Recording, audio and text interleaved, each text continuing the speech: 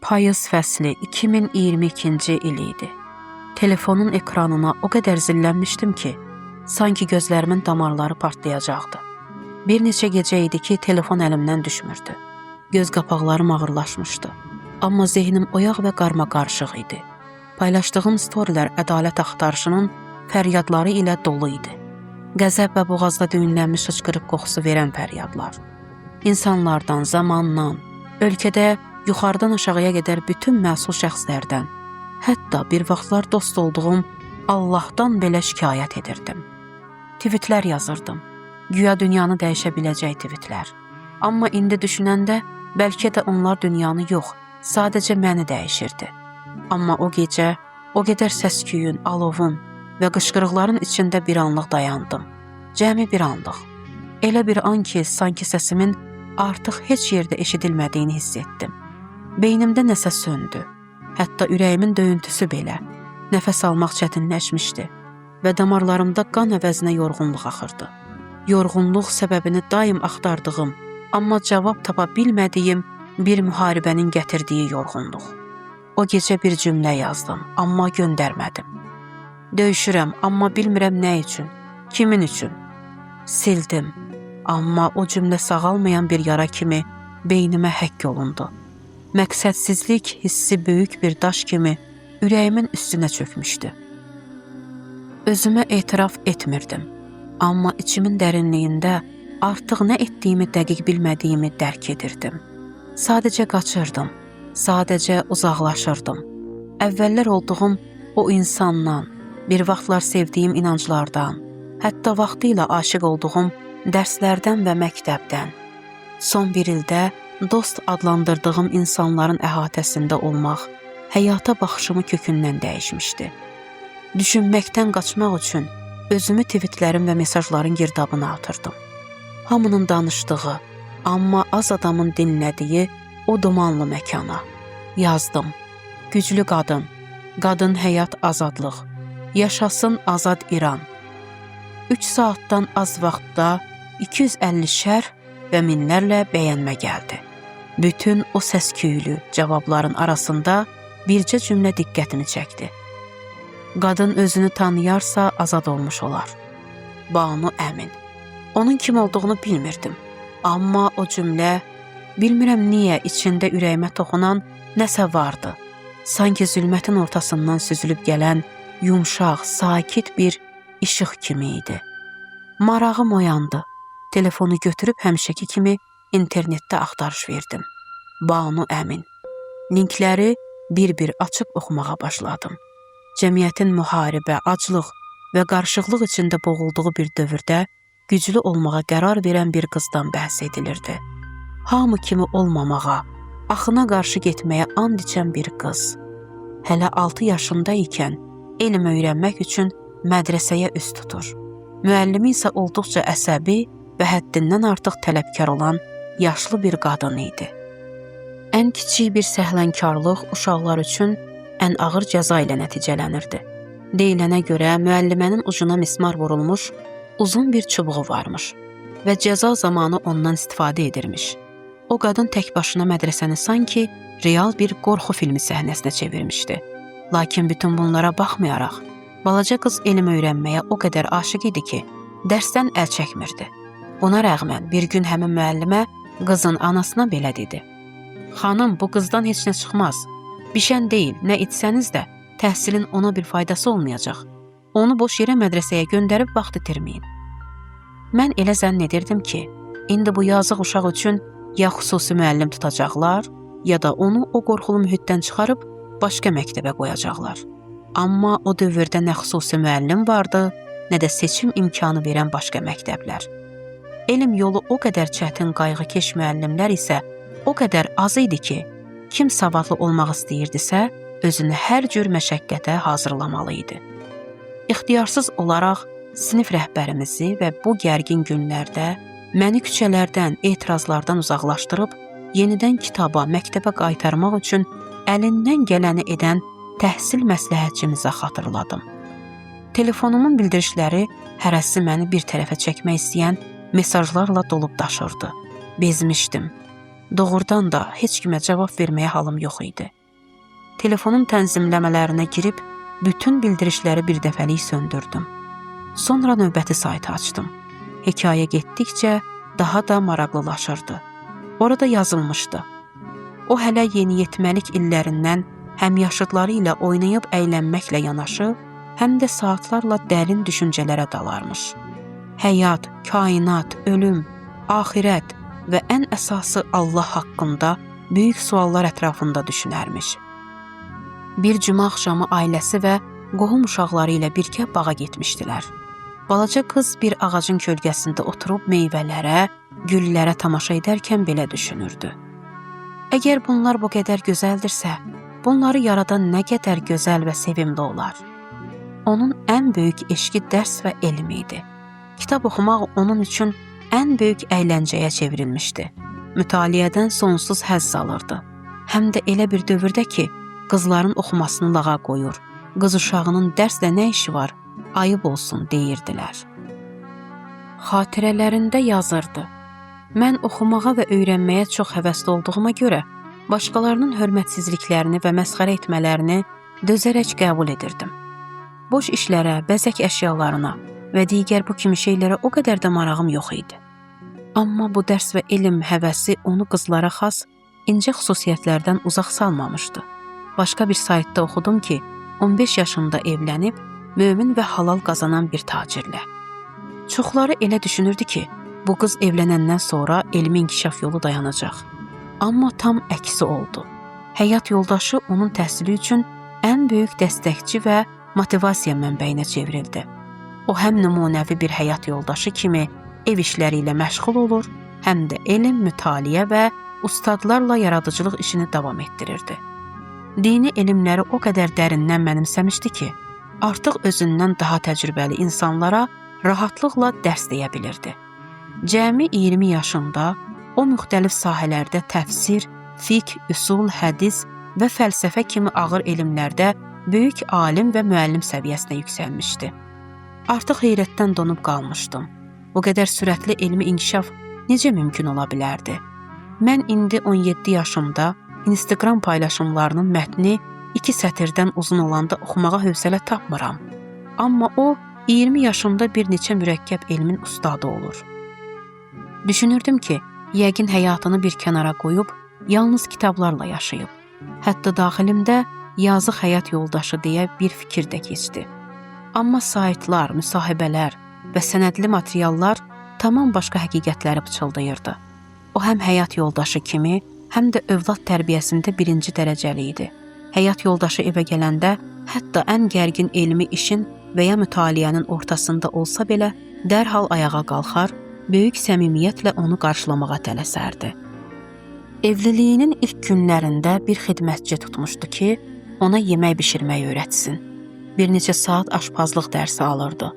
Dərsin sonunda isə həmin xidmətçi qadın bu gənc gəlinin şəxsiyyətinə heyran qalaraq onu stulda oturdur, özü isə qarşısında yerdə əyləşib deyirdi. İndi mən şagirdəm, sən isə müəllim. Mənə Allahdan və bildiyim bu elmlərdən danış. Çox keçmədi ki, o mətbəx işlərində də peşəkarlaşdı. Bişirdiyi yeməklər hər kəs tərəfindən çox bəyənilirdi. Evdəki bütün tikiş işlərini özü görür.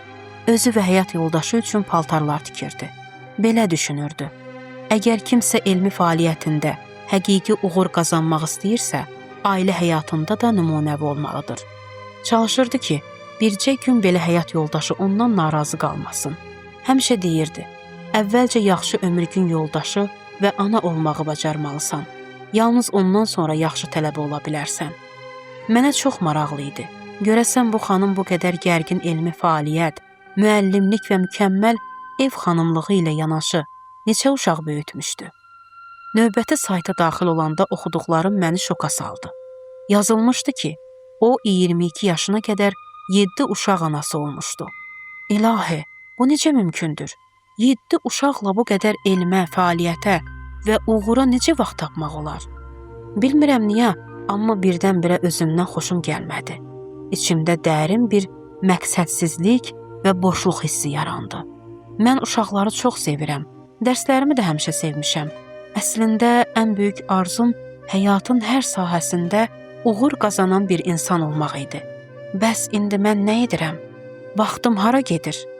İndi Twitterdə, Instagramda və küçələrdə əslində nəyə etiraz edirəm? Anladım ki, əsl etirazım özümədir. Özümün özümə etdiklərimədir. Mənim dağınıq düşüncələrimlə onun sarsılmaz iradəsi maraqlı və cəlbedici bir qarşıdurmada bir-birinə qarışmışdı. Bir neçə qız liseyi açdı. Qızlar üçün ən böyük dini elm mərkəzlərindən, hövzələrindən birini təsis etdi. Bu illər ərzində minlərlə şagird yetişdirdi. Elə şagirdlər ki, sonradan hər biri çox dəyərli müəllimlərə çevrildilər.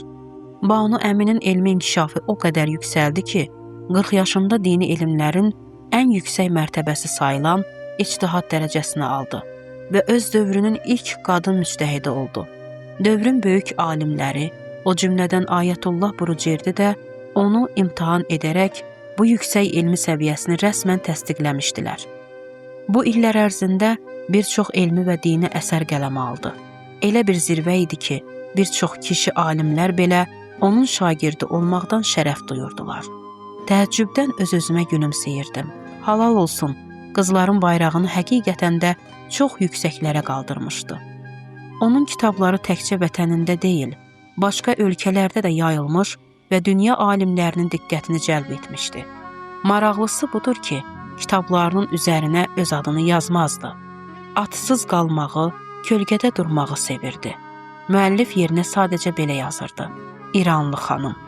Sonradan bu dərin məzmunlu kitabların müəllifinin kim olduğu üzə çıxanda, ən böyük alimlər onun görüşünə gəlmiş, onunla elmi müzakirələr aparmaq üçün vaxt istəmişdilər.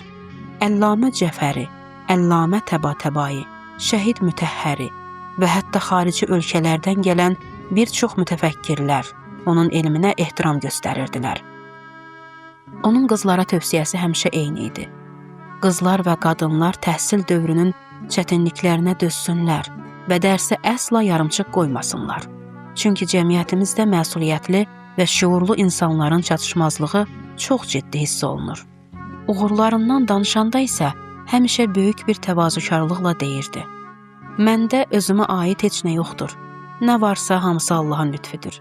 Siz Allahla əlaqənizi düzəldin, Allah özü sizin insanlarla münasibətinizi qaydasına salar.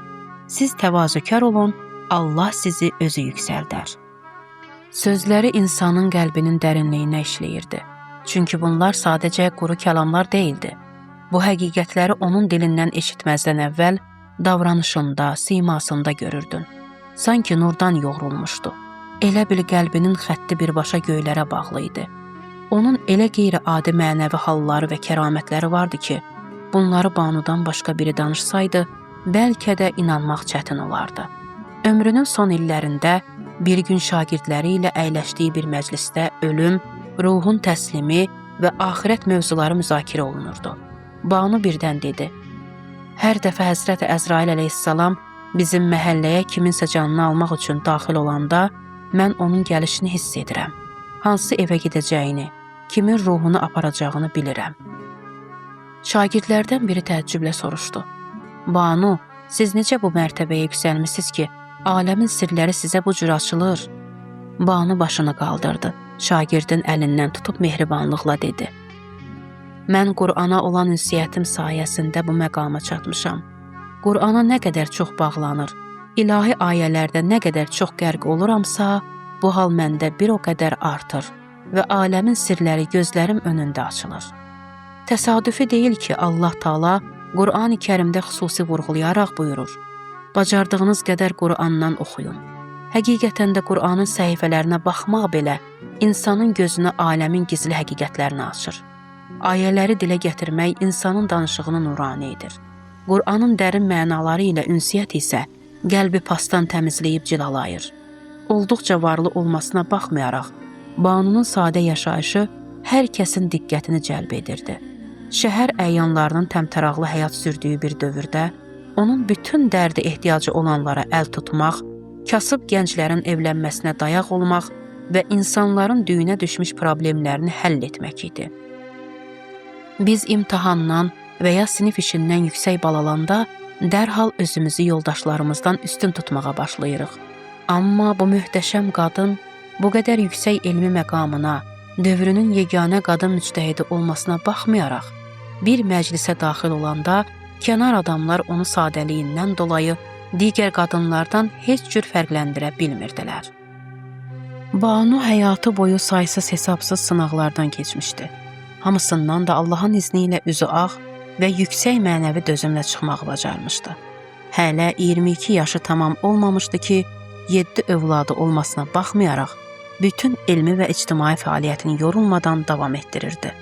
Lakin həmin dövrdə İsfahan dəhşətli bir qıtlıqla üz-üzə qalmışdı. Həyat dözülməz dərəcədə çətinləşmişdi. Aclıqla yanaşı, vəba və tif kimi epidemiyalar insanların canını alırdı. Hər gün ölüm sayı sürətlə artırdı. Banu həyat yoldaşı və şagirdləri ilə birlikdə insanları xilas etmək üçün əllərindən gələni əsirgəmirdilər. İsti yemək paylamaqdan tutmuş, nadir tapılan dərmanları əldə etməyə qədər hər işə qaçırdılar. Amma bu amansız ölüm dalğası Banunun öz ocağına da çatdı. O vaxtlar ölkə xəstəlik pəncəsində can çəkirdi. Həkim və xəstəxana imkanları isə yox dərəcəsində idi.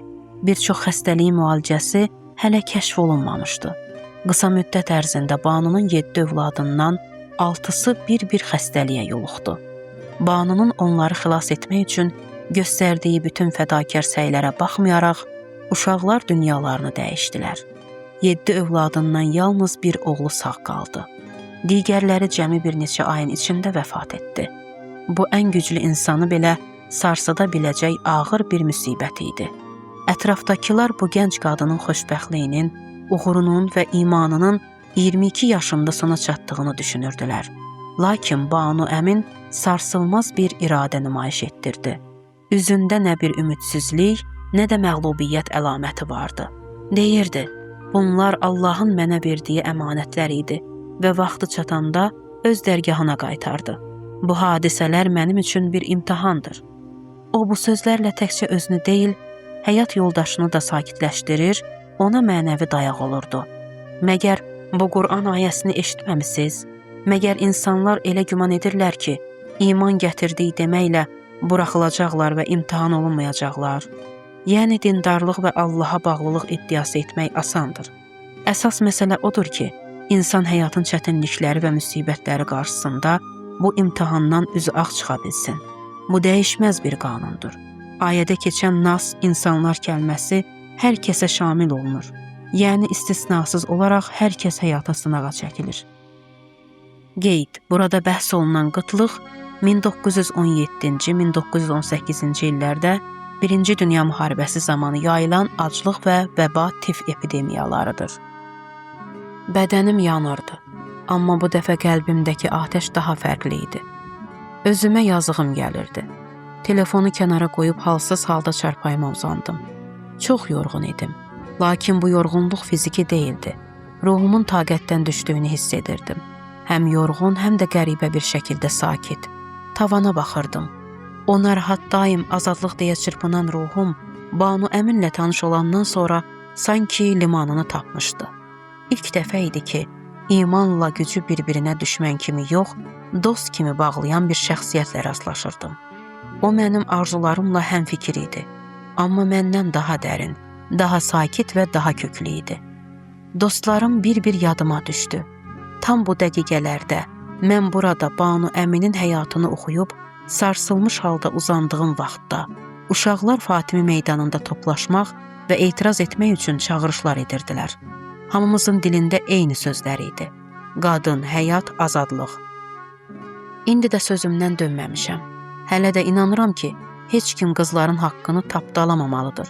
Heç kim bizim yaşamaq və var olmaq haqqımızı əlimizdən ala bilməz. Amma indi bütün varlığımla özümə bu sualı verirdim. Görəsən bu şüarın arxasında kimlər dayanıb ki, bu üç gözəl anlayışı bizim üçün bu qədər çirkli, acı, zoraki və reallıqdan uzaq bir formaya salıblar. Onların əsl məqsədi nədir? Niyə illərdir xalqımıza hər cür zərər vuranlar, bizə ən zəruri dərmanları sanksiya edənlər, alimlərimizi qətlə yetirənlər, hətta günahsız insanlara atəş açan terror qrupları belə bu şüarı və bu etirazları canfəşanlıqla müdafiə edirlər. Mən niyə çılpaqlığı, sərbəst münasibətləri və cəmiyyətdə hər cür fəsadı dəstəkləyən, Allaha, dinə və imamlara nifrət püskürən insanlarla eyni sırada dayanmışam? Axı mən onların dediklərini qəbul etmirəm. Düzdür, bəlkə zahirim çox dindar insanlara bənzəmir. Amma bu o demək deyil ki, mən heç nəyə inanmıram. Mən hər il məhərrəmlikdə xalamın payladığı nəzir şələ zərdi üçün öz cib pulumdan pay ayıran adamam. Mən o adamam ki, ildə 2 dəfə Məşhəddə İmam Rıza əleyhissalamın ziyarətinə getməsəm, darıxmaqdan dəli olaram. Mən hələ 8 yaşımda ağır xəstələnəndə, bütün həkimlər əlini məndən üzəndə, anamın məni Həzrət Əbülfəzlin nəzrinə bağlaması ilə möcüzəvi şəkildə sağalan o uşağam. Mənə nə olub ki, gəlib Allahdan bixəbər insanların yanında dayanmışam? Nə etmək üçün? Mübarizə? Nəyə görə? Kim üçün? Bu suallar qurd kimi içimi yeyirdi. Sudan çıxarılmış balıq kimi narahat idim. Öz-özümə dedim, bəs bu Banu Əmin həyatında mübarizə aparıbmı? Ümumiyyətlə nəyəsə etiraz edibmi? Çarəsiz yenə telefona sarıldım. Axtardım. Banu Əmin və mübarizə. Saytları yenidən daha diqqətlə oxumağa başladım. Banu Əmin gəncliyinin ən qaynar vaxtlarında ölkənin şahı Rıza Şah Pəhləvi iddia edirdi ki, inkişaf etmək üçün mütləq qərbə oxşamalıyıq. Buna görə də qəti göstəriş verdi. Bundan sonra heç kim başına hicab taxa bilməz. Rıza Şahın əskərləri küçələrdə qadınların başından hicabı zorla, təhqirlə çıxarırdılar. Amma əsl həyalı və mədəni İran xalqını bu cür zoraki hərəkətlərlə mənəvi aşınmaya sürükləmək mümkün idimi? Hər gün ölkənin müxtəlif yerlərində etiraz dalğaları yüksəlirdi. Bu toqquşmalarda neçə-neçə insan şahın əskərləri tərəfindən qətlə yetirilirdi. Qeyrətli kişilər və həyalı qadınlar ölməyə razı idilər. Amma bu zillətə boyun əymək istəmirdilər. O günlər Banu Əminin də ən fəal dövrlərindən biri idi. Yaşı çox olmasa da, o özünə məxsus bir mübarizə yolu seçmişdi. Etirazlar təşkil edir, maarifləndirici görüşlər keçirir, yolunu azmış və ya aldadılmış qızlara səmimi məktublar yazırdı. Əlindən gələn hər şeyi edirdi. Hər çərşənbə günü Banu öz evində əxlaq dərsləri və sual-cavab toplantıları təşkil edirdi. Bu görüşlərin qapısı hamı üçün açıq idi. Hətta hicabsız qızlar belə gəlib onu dinləyirdilər. Banu onlarla son dərəcə mehriban davranır, heç kimin onlara qarşı kobudluq etməsinə icazə vermirdi. Bəzən dərs zamanı kəskin suallar verilir, iradlar bildirilirdi. Banu isə böyük bir səbir və məhəbbətlə həmin sualları bir-bir cavablandırırdı. Artıq davamını oxumaq istəmirdim.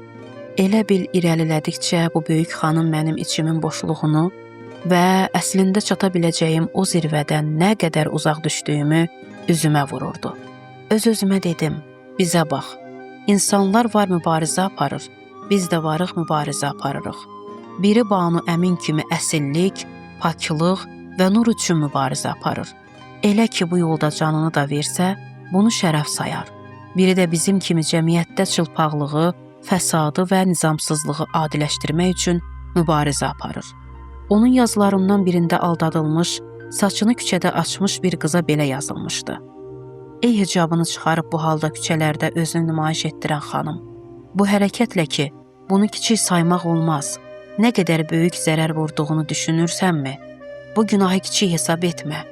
Banu Əmin kişiləri məğlub etmək üçün yox, sonu fəsada çıxan, o saxta azadlıq üçün yox, qadınların həqiqi xoşbəxtliyi üçün mübarizə aparmışdı.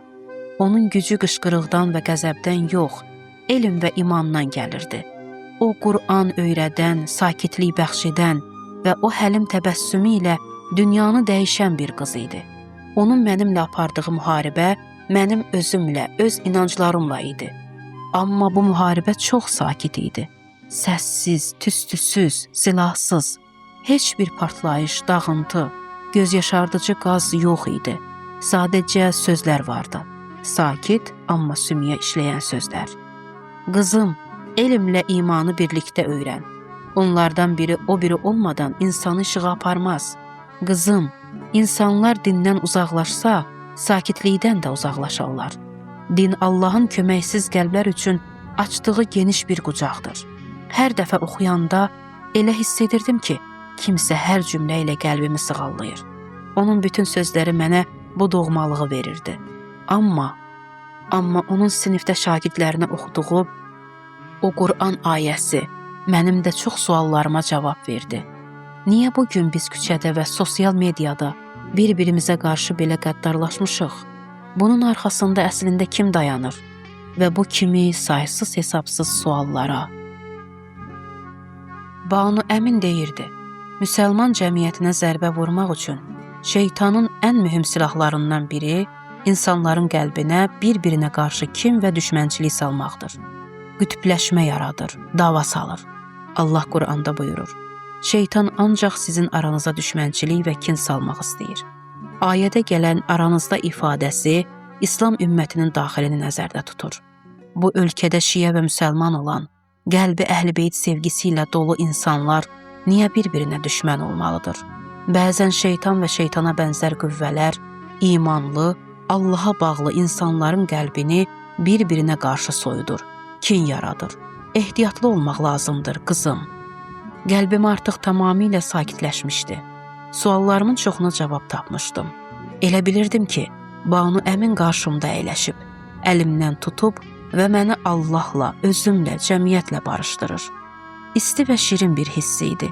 Sanki köhnə dostun uzun inciklikdən sonra gözlərinin içinə baxıb barışaq deməsi kimi. Sanki Allah sözlərin arxasından insana gülümsəyir, insanı daha güclü edən o şəfqətli təbəssüm kimi. Hər şey sadə bir tweetlə başlamışdı. Amma məni səbir, iman və elmi bir bütövlükdə mənalandıran möhtəşəm bir qadına gətirib çıxarmışdı. Anladım ki, insan qayıtmaq istəsə, Allah günahın və azğınlığın ən qatı dumanı içində belə onun üçün mütləq bir dönüş və arınma yolu qoyar.